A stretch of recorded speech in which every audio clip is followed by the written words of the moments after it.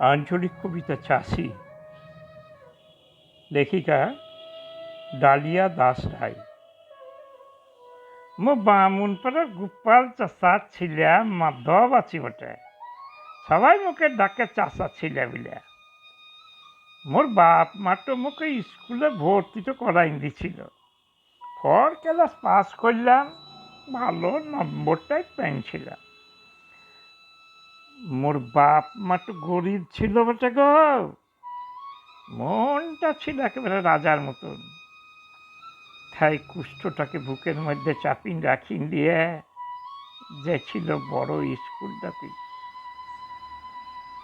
বাপরে বাপ, এটা স্কুল নাকি রাজার বাড়ি গো?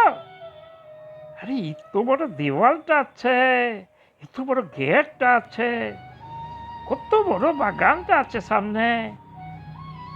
আরে ফুলও তো ফুটিনছে মেলা দেখছি, কত রঙের ফুল ফুটিনছে গো। মো ভাবলাম ওর বাপ তো মাথা বিগড়াইছে, হয় স্বপ্ন দেখিনছে হয়তো কাল রাইতে। বাপ বলল, দেখ দেখ মধু দেখ, এখানটাতে তুই লেখাপড়া করবি, তুই ভাবিস নাই মো আরো চাষ করবো কি নেই, আরো লাঙ্গলটা দিব। মা দাঁড়াইছিল দূরটাতে, হাঁ করি তাকাইছিল স্কুলটার দিকে। মোদের দেখি বড় গেটটার ভিতর থেকে সাদা জামা পরা দুটি লোক আসলো। বাপকে শুধাইতে বাপ বলল, আরে মোর ছেলে কান্দাতে লেখাপড়াটা করবে গো। লোক দুটো হাসি উঠি বললে, লেখাপড়া করবে? মানে চাষার আবার লেখাপড়া? স্বপন তো দেখছিস নাকি, ছেলেকে পড়াবে? চাষা ছেলে চাষা? ও চিউটলে মোর বাপ, হ্যাঁ ওরা চাষা তো আছে, ওরা মানুষ তো আছে, তোর মতো অমানুষ তো না। মোর মা তো বললে, মোর ছেলেটা স্কুলে তা প্রথম হইতো, ও কত কিছু জানে কি নে। লোক দুটো খুব চেঁচাইছিল সেদিন। চিৎকার শুনি শাড়ি পরা সুন্দর মুখ মানে একজন আসি বলল, কি হয়েছে, এত শোরগোলটা কিসের? মোর মা তো সব বলল তাকে। সে বলল, তুই এখানটাতে পড়বি কেন রে? মু বললাম, মু পড়তে তো চাই, অনেক অনেক বই পড়তে তো চাই, শান্তি চাই, অনেক কিছু। মোর বাপকে যারা চাষাটো বলতো, মুখে যারা চাষা ছিলেটা বলতো, একদিন মু তাদেরকে বলবো, মোর বাপ তো চাষা আছে বটে, তাই তো সে জমিতে সোনা ফলাই রে।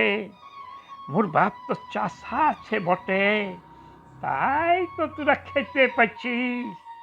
মোর বাপ তো চাষা আছে বটে, তাই জমিনগুলো হাসি উঠে তাকে দেখে। মোর বাপ তো চাষা আছে বটে, মনটা তার কিন্তু রাজার মতন। মো বামুন পাড়ার গোপাল চাষা ছিলাম, মাধব আছি বটে, সবাই মুখে ডাকে চাষা ছিলিয়া বললেন।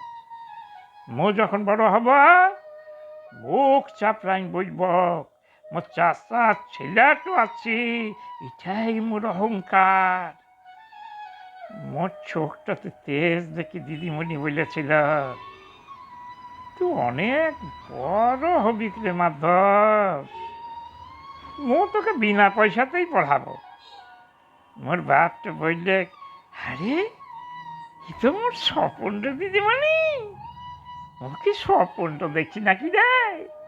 দিদিমণি বললে, স্বপন লয়, স্বপন লয়, সত্যি বটে। মোর বাপটা চিৎকার করে বুঝল, শুনছিস কেন মাধু? আরে ও মাধুর মা, শুনছিস কেন? মোর ছেলেটা লেখাপড়া করবে, মোর ছেলে, মোর অহংকার আছে খুব। মাধু, মোর মাধুরে, মোর ছেলে।